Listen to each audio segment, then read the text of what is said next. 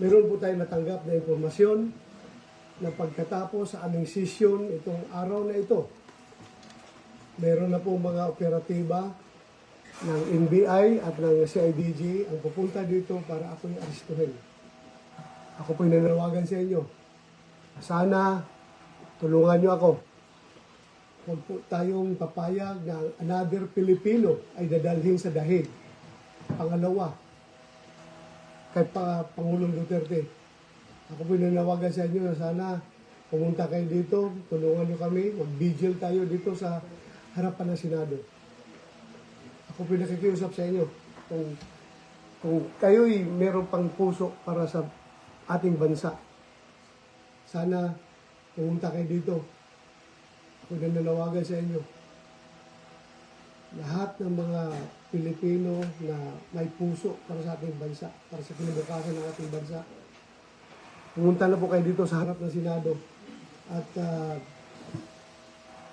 para mapigil itong kanilang plano na tayo ay aaristuhin at dadalhin sa dahig. Hindi po katanggap-tanggap yan para sa ating Pilipino. So mga kaibigan ko, lahat ng Pilipino, ako nananawagan sa inyo. Pumunta po kayo dito sa harap ng Senado at mag-vigil tayo. Hindi tayo papayag na another Filipino will be brought to dahig just because of politics. Ako po isang tapat na pulis, tapat sa serbisyo. Bakit nila ako ginaganito?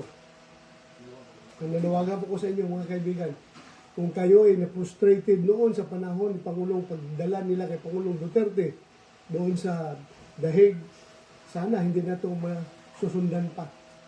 Maraming salamat mga kaibigan. Hindi po ako nanawagan ng violenting pag-aaklas. Ako po'y nananawagan ng isang peaceful na prayer rally dito sa harapan ng Senado. Kita-kita po tayo dito. Maraming salamat mga kaibigan. Thank you po. Maraming salamat talaga.